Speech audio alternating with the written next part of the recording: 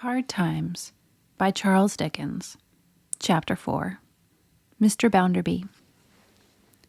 Not being Mrs. Grundy, who was Mr. Bounderby? Why, Mr. Bounderby was as near being Mr. Gradgrind's bosom friend as a man perfectly devoid of sentiment can approach that spiritual relationship towards another man perfectly devoid of sentiment. So near was Mr. Bounderby, or, if the reader should prefer it, so far off. He was a rich man, banker, merchant, manufacturer, and what not. A big, loud man with a stare and a metallic laugh. A man made out of a coarse material, which seemed to have been stretched to make so much of him.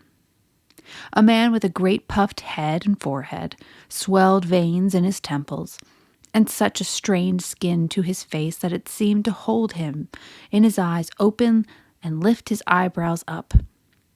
A man with a pervading appearance on him of being inflated like a balloon and ready to start. A man who could never sufficiently vaunt himself a self-made man. A man who was always proclaiming, through that brassy speaking trumpet of a voice of his old ignorance and his old poverty. A man who was the bully of humility. A year or two younger than his eminently practical friend, Mr. Bounderby looked older. His 7 or 8 and 40 might have had the 7 or 8 added to it again, without surprising anybody. He had not much hair. One might have fancied he had talked it off, and that what was left, all standing up in the disorder, was in that condition from being constantly blown about by his windy boastfulness. In the formal drawing-room of Stone Lodge, standing on the hearth-rug, warming himself before the fire, Mr. Bounderby delivered some observations to Mrs. Gradgrind on the circumstance of being his birthday. He stood before the fire, partly because it was a cool spring afternoon, though the sun shone. Partly because the shade of Stone Lodge was always haunted by the ghost of damp mortar. Partly because he thus took up a commanding position from which to subdue Miss Gradgrind. I hadn't a shoe to my foot. As to a stocking, I didn't know such a thing by name. I passed the day in a ditch and the night in a pigsty. That's the way I spent my 10th birthday. Not that a ditch was new to me, for I was born in a ditch. Mrs. Gradgrind, a little, thin, white, pink-eyed bundle of shawls, of surpassing feebleness mental and bodily, who was always taking physic without any effort, and who, whenever she showed a symptom of coming to life, was invariably stunned by some weighty piece of fact tumbling on her. Mrs. Gradgrind hoped it was a dry ditch. No, as wet as a sop, a foot of water in it, said Mr. Bounderby. Enough to give a baby cold, Mrs. Gradgrind considered. Cold? I was born with inflammation of the lungs, and of everything else, I believe, that was capable of inflammation, returned Mr. Bounderby.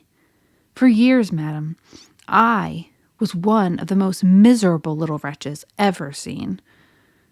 I was so sickly that I was always moaning and groaning. I was so ragged and dirty that you wouldn't have touched me with a pair of tongs.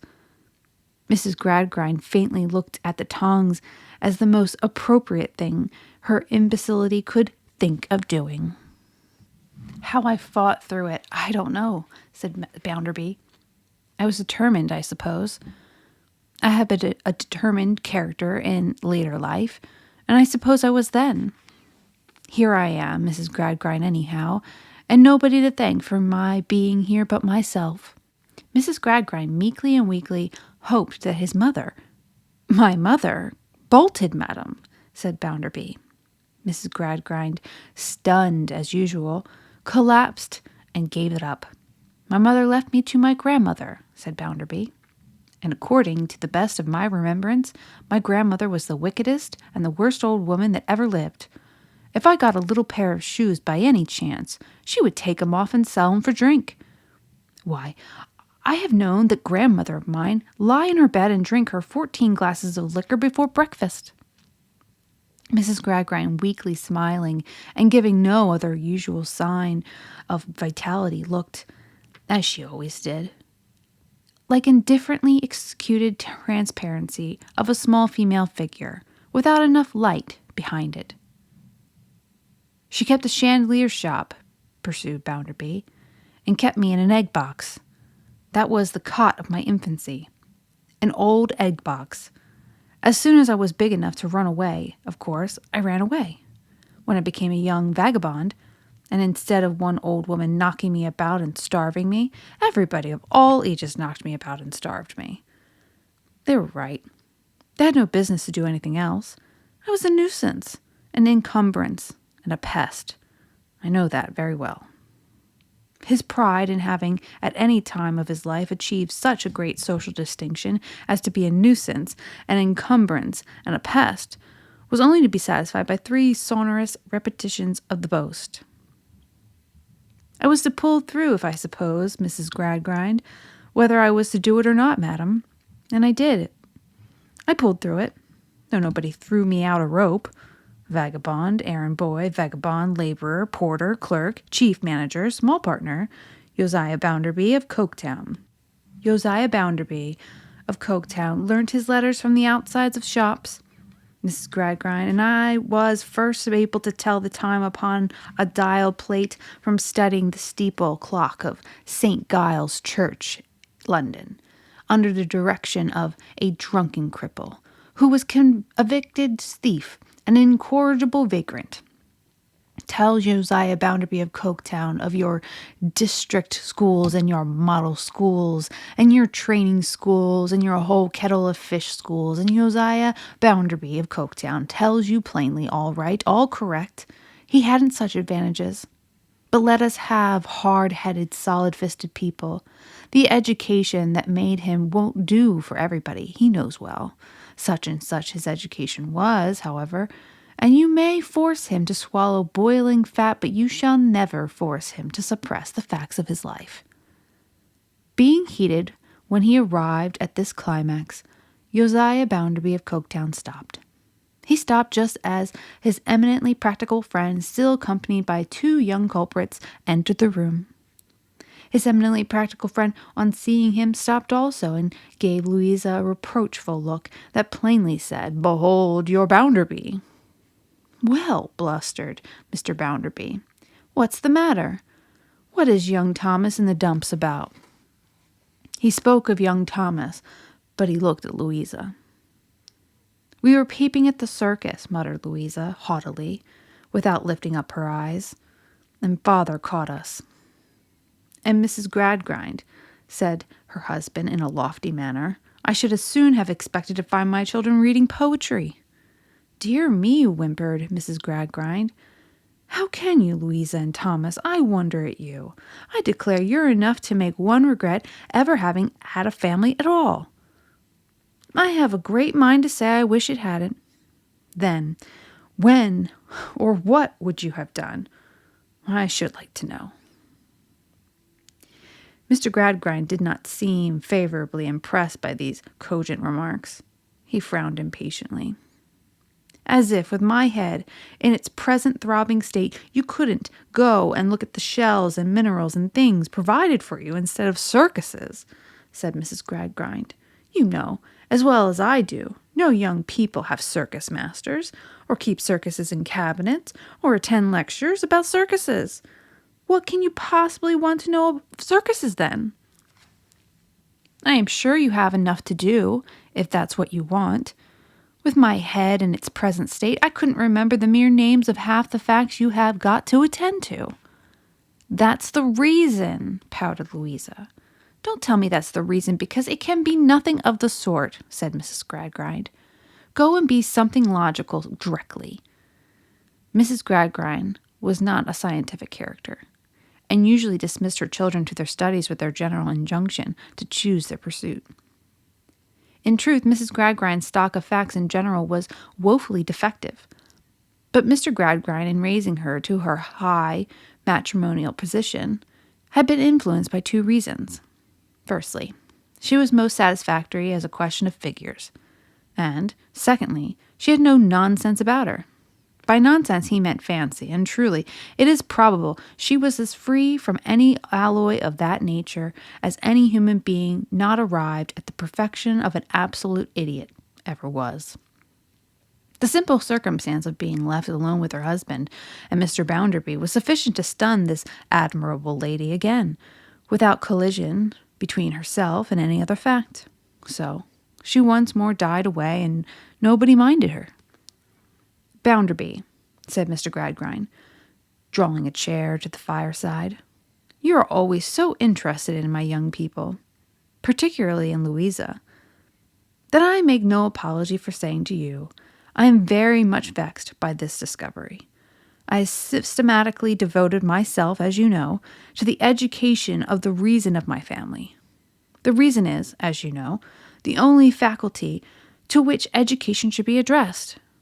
And yet, Bounderby, it would appear from this unexpected circumstance of today, though in itself a trifling one, as if something had crept into Thomas's and Louisa's minds, which is, or rather, which is not, I don't know that I can express myself better than by saying, which has never been intended to be developed, and in which their reason has no part." "There certainly is no reason in looking with interest at the parcel of vagabonds," returned Bounderby. "When I was a vagabond myself, nobody looked with any interest at me. I know that." "Then comes the question," said the eminently practical father, with his eyes on the fire, "in what has this vulgar curiosity its rise?" "I'll tell you in what. In idle imagination." "I hope not," said eminently practical. "I confess, however, that the misgiving has crossed me on my way home." "In idle imagination, Gradgrind," repeated Bounderby. "A very bad thing for anybody, but a cursed bad thing for a girl like Louisa. I should ask Mrs. Gradgrind's pardon for strong expressions, but that she knows very well I am not a refined character. Whoever expects refinement in me will be disappointed. I hadn't a refined bringing up." "Whether," said Mr. Gradgrind, pondering with his hands in his pockets and his cavernous eyes on the fire, "whether any instructor or servant can have suggested anything, whether Louisa or Thomas can have been reading anything, whether in spite of all precautions any idle storybook can have got into the house, because in minds that have been practically informed by rule and line from the cradle upwards, this is so curious, so incomprehensible." "Stop a bit," cried Bounderby, who all this time had been standing as before on the hearth, bursting at the very furniture of the room with explosive humility. "You have one of those strollers' children in the school." "Cecilia Jupe by name," said Mr. Gradgrind with something of a stricken look at his friend. "Now, stop a bit," cried Bounderby again. "How did she come there?" "Why, the fact is, I saw the girl myself for the first time, only just now. She specially applied here at the house to be admitted, as not regularly belonging to our town. And yes, you are right, Bounderby, you are right." "Now, stop a bit," cried Bounderby, "once more. Louisa saw her when she came?" "Louisa certainly did see her, for she mentioned the application to me. But Louisa saw her, I have no doubt, in Mrs. Gradgrind's presence." "Pray, Mrs. Gradgrind," said Bounderby, "what passed?" "Oh, my poor health," returned Mrs. Gradgrind. "The girl wanted to come to the school, and Mr. Gradgrind wanted girls to come to the school, and Louisa and Thomas both said that the girl wanted to come, and that Mr. Gradgrind wanted girls to come, and how was it possible to contradict them when such was the fact? Now, I tell you what, Gradgrind," said Mr. Bounderby, "turn this girl to the right about, and there's an end to it." "I'm much of your opinion." "Do it at once," said Bounderby. "Has always been my motto from a child. When I thought I would run away from my egg box and my grandmother, I did it at once. Do you the same. Do this at once." "Are you walking?" asked his friend. "I have the father's address. Perhaps you would not mind walking to town with me." "Not the least in the world," said Mr. Bounderby, "as long as you do it at once." So Mr. Bounderby threw on his hat. He always threw it on, as expressing a man who had been far too busily employed in making himself to acquire any fashion of wearing his hat. and with his hands in his pockets sauntered out into the hall. "I never wear gloves," it was his custom to say. "I didn't climb up the ladder in them. Shouldn't be so high up if I had."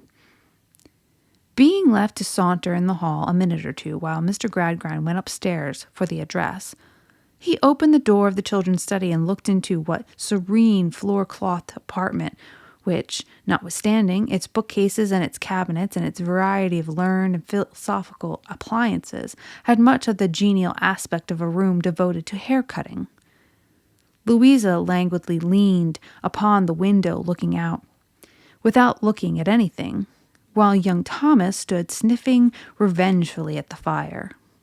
Adam Smith and Malthus, two younger Gradgrinds, were out at lecture in custody, and little Jane, after manufacturing a good deal of moist pipe clay on her face with slate pencil and tears, had fallen asleep over vulgar fractions. "It's all right now, Louisa. It's all right, young Thomas," said Mr. Bounderby. "You won't do it so any more. I'll answer for it being all over with father." "Well, Louisa, that's worth a kiss, isn't it?" "You can take one, Mr. Bounderby," returned Louisa, when she had coldly paused, and slowly walked across the room and ungraciously raised her cheek towards him, with her face turned away. "Always my pet, aren't you, Louisa?" said Mr. Bounderby. "Goodbye, Louisa." He went his way, but she stood on the same spot rubbing the cheek he had kissed with her handkerchief until it was burning red. She was still doing this 5 minutes afterwards. "What are you about, Lou?" her brother sulkily remonstrated. "You'll rub a hole in your face." "You may cut the piece out with your penknife if you like, Tom. I wouldn't cry."